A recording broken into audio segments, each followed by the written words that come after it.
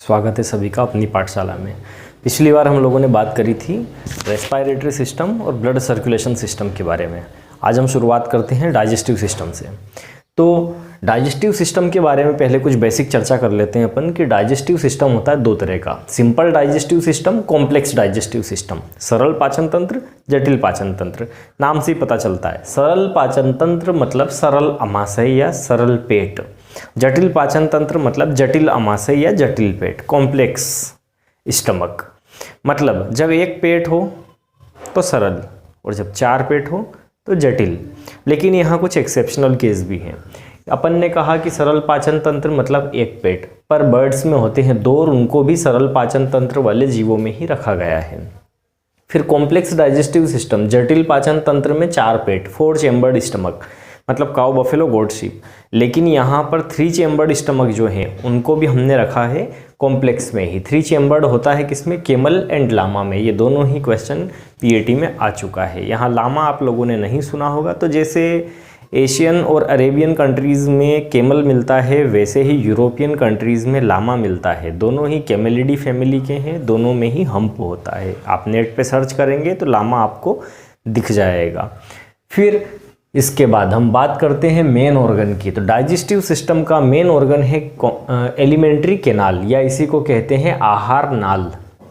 पहले भी जब हम लोगों ने सारे सिस्टम्स के बारे में कुछ बेसिक बातें की थी, नाम का एक चार्ट बनाया था, तब मैंने ये बताया था। एलिमेंट्री कैनाल या आहार नाल पाचन तंत्र का प्रमुख अंग है जो कि बीचों बीच रहता है ना। और इसीलिए कहा है ये मीजोडर्म से बना है, मध्य चर्म से बना है। जब एम्ब्रियोनिक स्टेज में ग्रोथ पीरियड के शुरुआती अवस्था में कोई जीव होता है तब उसका शरीर 3 परत में विभाजित होता है, जिसकी बीच वाली परत को कहते हैं मीजोडर्म, और उसी से बना हुआ है डाइजेस्टिव सिस्टम। अब डाइजेस्टिव सिस्टम मीजोडर्म से बना है, मीजोडर्म कन्वर्ट होती है एलिमेंट्री कैनाल में, और एलिमेंट्री कैनाल ही मॉडिफाई होती है आगे चल के सारे ऑर्गन्स में। कौन कौन से ऑर्गन्स? तो माउथ से लेकर के एनस तक, मुंह से लेकर के मल द्वार तक सारे अंग पाचन तंत्र के बने हैं। किससे? आहार नाल से, एलिमेंट्री कैनाल से। सबसे पहला है मुंह। तो माउथ या मुंह का काम है ग्रहण करना, प्रीहेंशन। और ग्रहण करने में कौन हेल्प करती है? रफ टंग, ये पहले बता चुका हूँ। लेकिन हॉर्स में यही काम कौन करता है? मजल। इसीलिए जब एक्सटर्नल एनाटॉमी पढ़ा था तब माउथ में मैंने बताया भी था कि मजल और मफल, ब्लैक मोइस्ट पार्ट जिस पे पानी की छोटी छोटी बूंदें दिखाई देती है ना, वो हिस्सा घोड़े में हिल डुल सकता है, मूवेबल होता है, जो हेल्प करता है चारा पकड़ने में, ग्रिप बनाने में। तो यहाँ रफ टंग या खुरदुरी जीभ मुंह के अंदर मदद कर रही है बाकी सारे एनिमल्स में जो हम पढ़ रहे हैं, काऊ, बफेलो, गोट, शीप में। तो प्रीहेंशन मतलब ग्रहण करना। दूसरा काम है मस्टिकेशन। मस्टिकेशन का मतलब होता है चबाना, और चबाने का काम दांत या दांतों में भी हम कहें तो दाढ़ें, है ना। 4 type of teeths, first one is incisor, then canine, then premolar and molar. Premolar molar दोनों को एक साथ कहते हैं चिक टीथ, है ना, या दाढ़ें। दाढ़ों का काम है पीसना, बारीक पीसना। तो यहाँ वही बोला जा रहा है, मोलर्स जिनका काम है पीसना। ठीक है, एक बात यहाँ टीथ में याद रखना कि काऊ, बफेलो, गोट, शीप या बोविडी फैमिली के जीवों में केनाइन टीथ नहीं होते, और इंसाइसर होते हैं और ऊपर की तरफ होते हैं, नीचे की तरफ होते हैं। ऊपर की तरफ खाली जगह होती है जिसको कहते हैं डेंटल पेड या कास्थी गद्दी। तो आगे पढ़ेंगे जब ये टॉपिक आएगा। अगला काम है इनसलाइवेशन, मतलब लार मिलाना। तो लार मिलाने के लिए, इनसलाइवेशन के लिए 3 जोड़ी लार ग्रंथियां हैं, 3 पेयर सलाइवरी ग्लैंड, जिनसे हर रोज 100 से 200 लीटर सलाइवा सिक्रेट होती है, लार निकलती है। और 100 to 200 litre saliva per day जो सिक्रेट हो रही है, इसका बेसिक नेचर होता है, और इसके लिए रिस्पॉन्सिबल है सोडियम बाइकार्बोनेट। आगे आएगा ये भी। अगला है फेरिंग्स। फेरिंग्स क्या होता है, इसको ऐसे समझो, ये नाक का छिद्र है, नोस्ट्रिल, ये है माउथ। माउथ और नाक दोनों के ही पाइप आगे चल के जहाँ खुल रहे, उस मोटे पाइप जैसे स्ट्रक्चर को कहा है फेरिंग्स। फेरिंग्स एक तरह से नाक से जो एयर जा रही, मुंह से जो पानी और भोजन जा रहा, उन सब के लिए सामान्य कॉमन रास्ते का काम कर रहा है। तो फेरिंग्स के लिए हम कह सकते हैं it is common way for water, food and air. फिर आगे यहाँ से क्वेश्चन बन सकता है कि टोटल ओपनिंग्स ऑफ फेरिंग्स कि कुल कितने भागों में खुलती है। हमको यहाँ 3 दिख रहे हैं, लेकिन 3 नहीं, टोटल 7 होते हैं, है ना। नोट्स पढ़ोगे वहाँ क्वेश्चन मिलेगा, total 7 openings of pharynx. Then अगला है ईसोफेगस। ईसोफेगस मतलब ये छोटी ट्यूब लाइक स्ट्रक्चर। ईसोफेगस एक तरह से सक्शन पाइप का काम कर रही है। ये वाला जो पेट है इसको कहा है रूमेन, और रूमेन वाले पार्ट से खाने को खींचकर मुंह तक लाना, ये काम है ईसोफेगस का, है ना, और वापस से उसको निगलना भी। तो प्रीहेंशन, मस्टिकेशन, इनसलाइवेशन, और ये हो गए माउथ के काम। फिर फेरिंग्स का काम हो गया कि सारी चीज़ों को आगे बढ़ाना, और ईसोफेगस का काम है भोजन को खींचकर लाना और वापस निगलना, उगलना और निगलना, स्वेलोइंग एंड रिगर्जिटेशन, है ना। तो ये दोनों काम हो गए इसके। फिर इसके बाद में थोड़ा सा और ईसोफेगस के बारे में समझ लेते हैं कि जब कोई बछड़ा जन्म लेता है, न्यू बॉर्न यदि काफ है, तो उसमें ईसोफेगस नहीं होती, उसमें होती है ईसोफेजियल ग्रूव। ये क्वेश्चन बना हुआ है लगभग सारे एग्जाम में। ईसोफेजियल ग्रूव एक्सटेंड करती है माउथ से लेकर के तो एबोमेजम तक। अब माउथ से एबोमेजम तक ईसोफेजियल ग्रूव मतलब पहले समझ लो है क्या। ये बाकी के जो पेट हैं ये नहीं रहते, ये भी नहीं रहता, केवल क्या रहती है, लंबी सी एक ट्यूब लाइक स्ट्रक्चर इस तरह से, और ये डायरेक्ट जा रहा है एबोमेजम में। अब यहाँ से बछड़ा मिल्क पिएगा और सीधा दूध कहाँ पहुँचेगा, एबोमेजम में, और एबोमेजम में उसका डाइजेशन होगा। लेकिन ये जो लंबी ट्यूब है, ग्रूव है, ईसोफेजियल ग्रूव, इसमें ही आगे मॉडिफिकेशन होता है और यहाँ से एक नया पेट निकल आता है जिसको कहा है रूमेन। फिर इधर निकल आता है रेटिकुलम, ओमेजम, और जो पहले से था वो एबोमेजम। मतलब जन्म के साथ कौन सा पेट आता है, एबोमेजम। बाकी बाद में डेवलप हुए हैं, ये ध्यान रखना, है ना। काम की बात ये है कि जन्म के साथ एबोमेजम आया, इसलिए उसको कहते हैं सत्य अमाशय या ट्रू स्टमक, ठीक है। बाकी तीनों पेट जो है ये मॉडिफिकेशन है। मेनली रूमेन के बारे में क्वेश्चन आता है कि rumen is modification of which part, तो उसका आंसर आएगा ईसोफेजियल ग्रूव। अब ईसोफेजियल ग्रूव तो कहीं दिख नहीं रही है, एक छोटी सी ट्यूब बच चुकी है क्योंकि उसकी जगह बन गए बाकी के पेट। तो जो छोटी ट्यूब बची है इसको कहते हैं ईसोफेगस। जो पहले क्या थी, ईसोफेजियल ग्रूव। मतलब एक जो गुब्बारे आते हैं, बलून आते हैं लंबे वाले, ककड़ी वाले, है ना, उनको ककड़ी वाला बलून कहते हैं गाँव में। तो उसको जब फुलाते हैं तो उसमें से जो है कई बार उसमें से हाथ और पैर और गर्दन और सब बलून के अंदर ही होता है। वो जब छोटा होता है दिखता नहीं है, लेकिन जब उसमें एयर फिल करते हैं तो उसमें सारे पार्ट निकलने लगते हैं, है ना। तो वैसे ही समझो ये वाला हिस्सा है कि लंबी सी ट्यूब थी, इसमें से फिर इधर रूमेन निकल आया, रेटिकुलम आ गया, ओमेजम आ गया, और एबोमेजम तो जन्म के साथ आया ही था, है ना। तो इस तरह से फंक्शन करता है। अब यहाँ क्या चल रहा है कि ये जो ईसोफेगस है, ईसोफेगस या आहार नाल वाला जो हिस्सा है ना, तो ईसोफेगस क्या करती है कि यहाँ जो रूमेन में फूड मटेरियल स्टोर हुआ है उसको खींचकर, सक्शन पाइप की तरह काम करती है, खींच करके लाती है मुंह तक, और मुंह से वापस निकला जाता है। तो इसको समझो जरा क्या चल रहा है कि माउथ में रूमेन से पहुंचाया खाना, कितनी देर में पहुंचा, 1 to 5 सेकेंड में, ठीक है। और ये होता है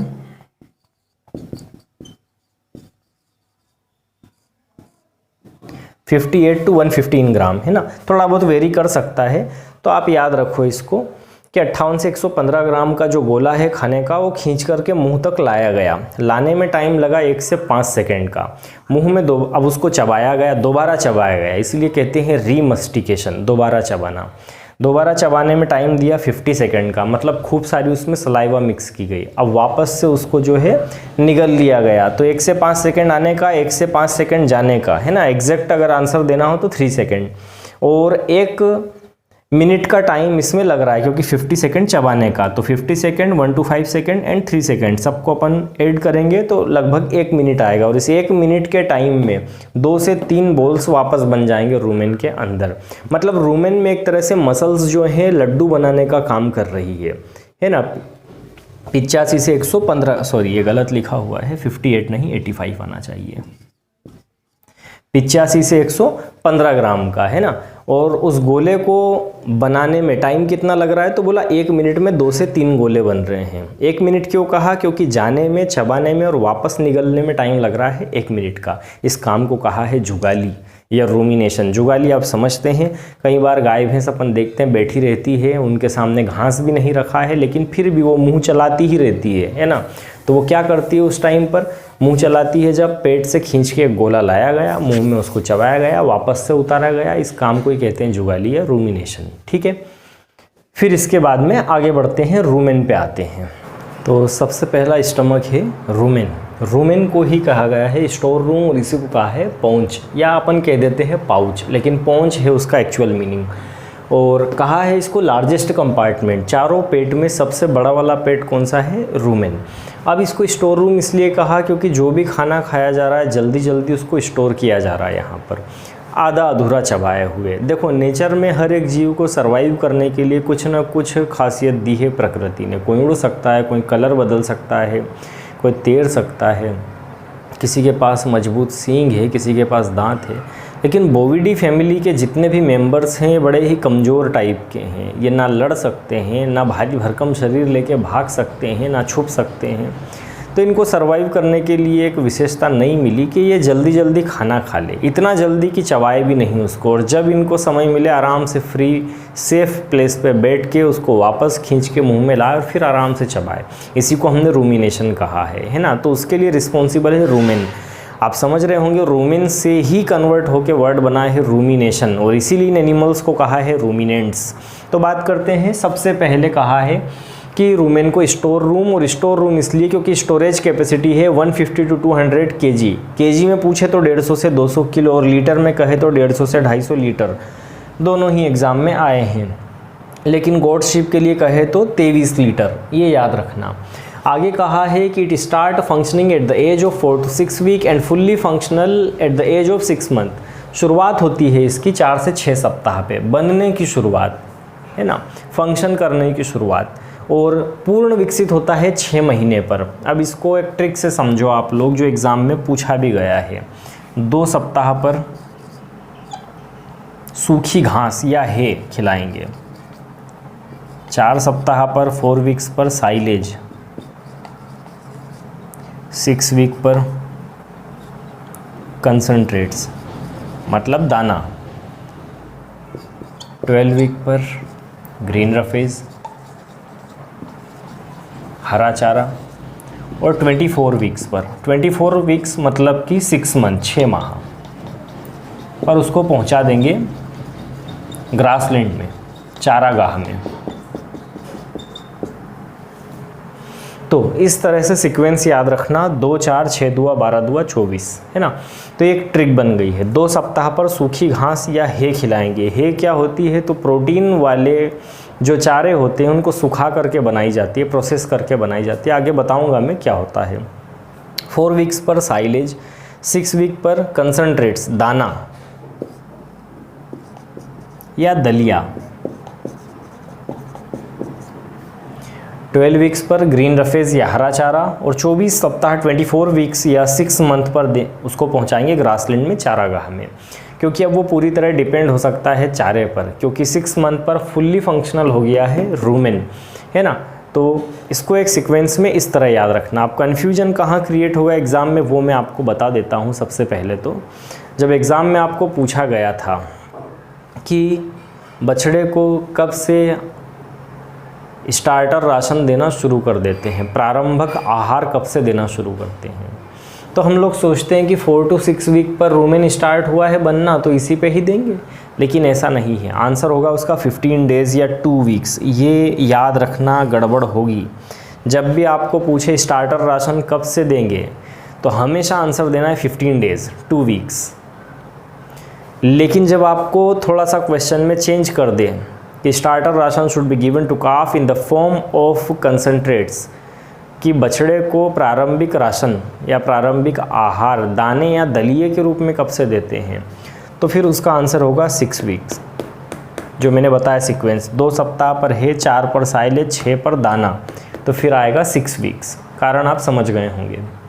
पर जब भी स्टार्टर राशन की बात करें 4 to 6 मत लगाना, आंसर हमेशा क्या होगा 2 वीक्स में। बार बार रिपीट कर रहा हूँ क्योंकि एग्ज़ाम में कई बार आया हुआ है, लगभग सारे एग्ज़ाम में, PAT, CPAT, BHU, CERT सब में आया है। फिर इसके बाद में हम बात करते हैं कि रूमेन के अंदर टेम्परेचर होता है 39 डिग्री सेल्सियस, pH होता है 5.8 to 6.8 और 10 to 20% ऑर्गेनिक मैटर होता है। फिर यहाँ पर और भी क्वेश्चन बन सकते हैं कि टोटल स्टमक का कितना % ऑक्यूपाई करता है, तो 80%, मतलब कि 80% जगह चारों पेट में अकेला कौन घेर लेता है, रूमेन। लेकिन पूरे पाचन तंत्र का अगर पूछे तो आएगा 53%, 53% ऑफ टोटल डाइजेस्टिव सिस्टम। आमाशय का 80, लेकिन पूरे तंत्र का 53% पूछा गया क्वेश्चन है। चल क्या रहा है यहाँ, तो प्रमुख काम है स्टोरेज ऑफ फूड मटेरियल बता दिया है, और दूसरा है फर्मेंटेशन। फर्मेंटेशन मतलब किण्वन, मतलब जटिल भोज्य पदार्थों का सरल में बदलना। जैसा कि दैनिक जीवन में आपने देखा होगा, माताजी जो है बचे हुए दूध में पुराना 1 दिन 2 दिन पुराना थोड़ा सा दही मिलाती है, और अगले दिन हम देखते हैं वो दूध भी जो है, मिल्क जो है वो कर्ड में, दही में कन्वर्ट हो जाता है। किस प्रोसेस से, फर्मेंटेशन से। Complex food material is milk और सिंपल में कन्वर्ट हुआ कर्ड के फॉर्म में, है ना। तो कॉम्प्लेक्स का सिंपल में बदलना, और ये काम कौन करते हैं, तो माइक्रो ऑर्गेनिज्म। यहाँ माइक्रो ऑर्गेनिज्म कितने हैं रूमेन के अंदर, तो 10 to the power 8 micro organism पर ml में।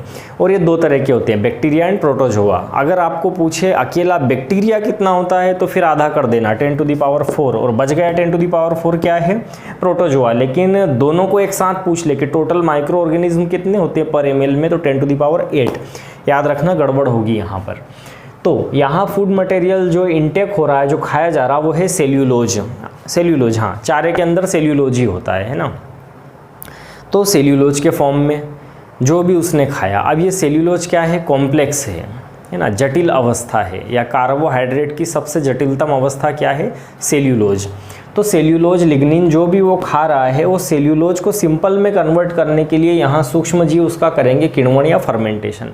जब किण्वन होता है तो कई तरह की गैस प्रोड्यूस होती है। आप दही में भी देखेंगे छोटे छोटे वहाँ पे एयर बबल्स दिखाई देंगे। तो गैस में सबसे ज़्यादा CO2 65% एग्जाम में आया हुआ है, और मीथेन 25%, है ना। जो गैस बुलबुले के रूप में बन रही है, यहाँ बबल्स बनते हैं, गैस के बुलबुले बनते हैं, इसलिए उसको कहते हैं ब्लोट, है ना। तो यहाँ ब्लोट के फॉर्म में, और highest bloat producing time, peak gas producing time 30 minute to 2 hours after feeding. आहार ग्रहण करने के 30 मिनट से अगले 2 घंटे तक, ये ध्यान रखना। तो यहाँ CO2 सबसे ज़्यादा प्रोड्यूस हो रही है। क्वेश्चन आपको इस तरह पूछा जाएगा, highest gas produce by ruminants is CO2 65%। लेकिन क्वेश्चन में अगर वो थोड़ा सा चेंज कर दे, according to environmentalist, according to पर्यावरणविद के अनुसार, है ना, कौन सी हार्मफुल गैस रूमेन में बनती है, तो उसका आंसर आएगा फिर मीथेन। हार्मफुल, पर्यावरण के लिए नुकसानदेह, तो फिर आएगा उसका आंसर मीथेन। लेकिन सिंपल सा पूछे कि सबसे ज़्यादा कौन सी गैस बन रही है, तो फिर CO2। दोनों ही क्वेश्चन एग्जाम में आए हुए हैं, है ना। ये जो मैंने पर्यावरणविद इन्वायरमेंटलिस्ट वाला क्वेश्चन अभी बताया, ये अभी अभी रिसेंट में ही पूछा गया है। साथ में सेल्यूलोज का जब किण्वन होगा तो यहाँ बनेगा NPN, नॉन प्रोटीन नाइट्रोजन, मतलब कि नाइट्रोजन रहित प्रोटीन। ऐसे समझो कि एक ऐसा उत्पाद जिसमें नाइट्रोजन नहीं है, अगर होती तो उसको हम प्रोटीन कह सकते थे। अब प्रोटीन में मेनली होती है नाइट्रोजन, 16% नाइट्रोजन होती है।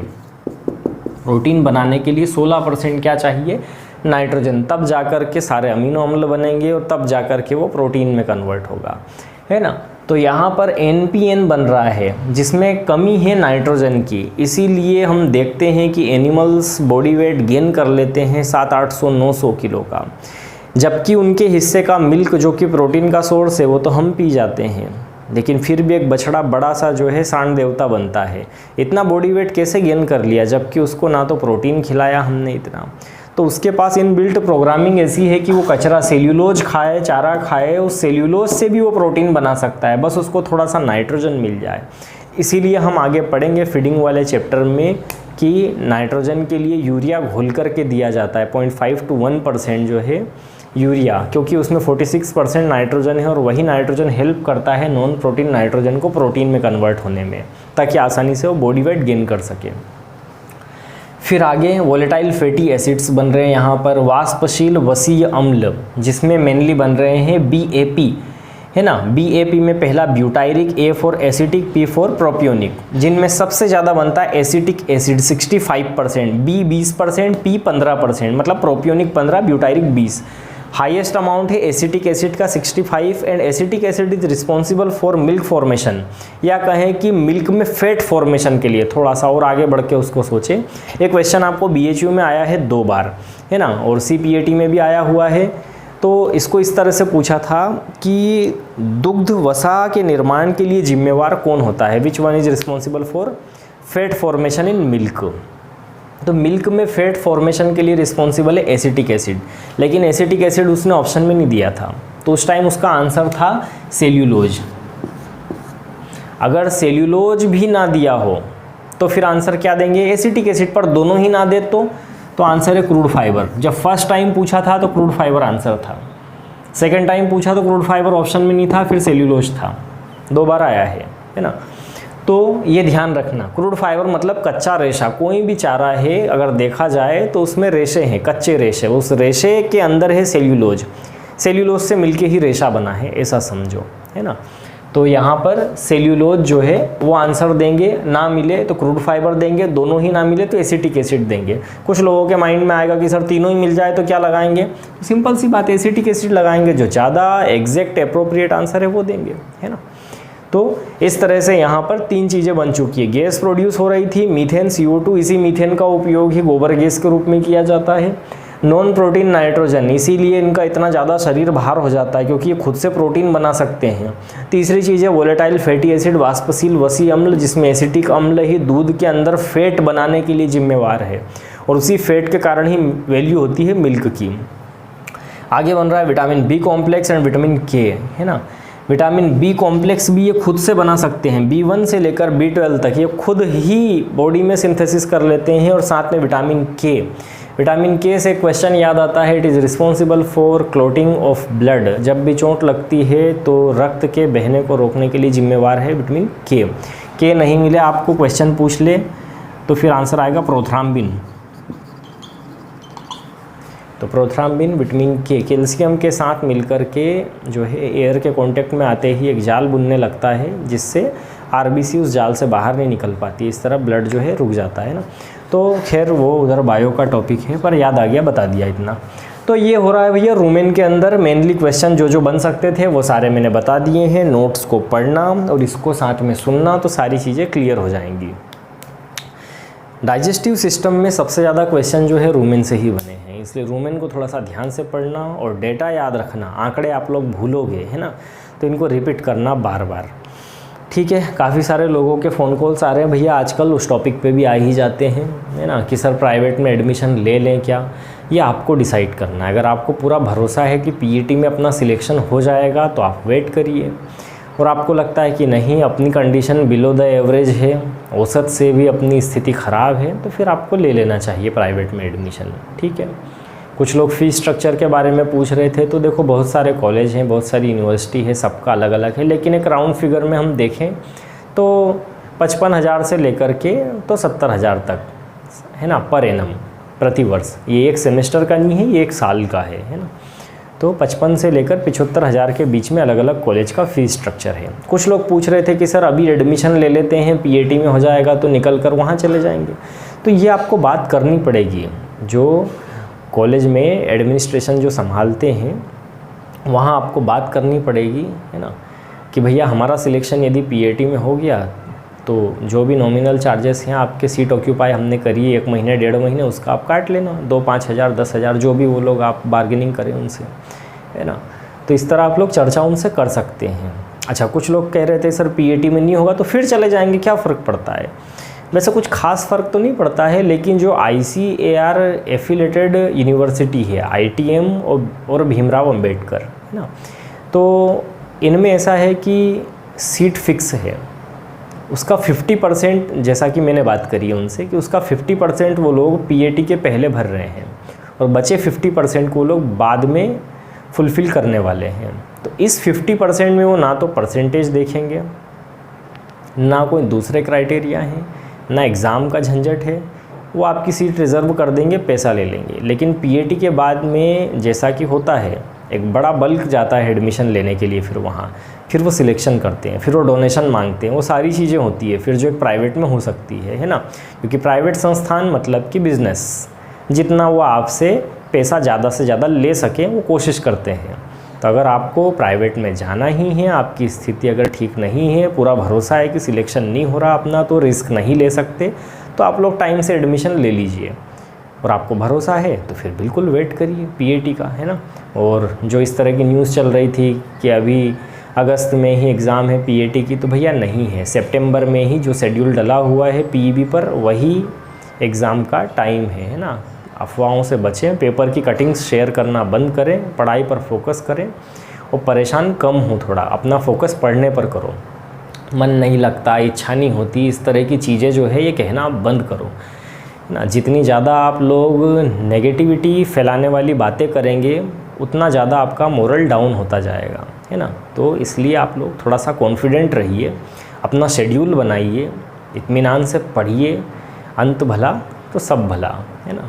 तो पूरा फोकस पढ़ने पे करिए भैया। आज के लिए इतना ही काफ़ी है। अगले जो टॉपिक है रूमेन के बाद में रेटिकुलम, ओमेज़म, एबोमेज़म, ये अगले लेक्चर में हम लोग चर्चा करते हैं, ठीक है।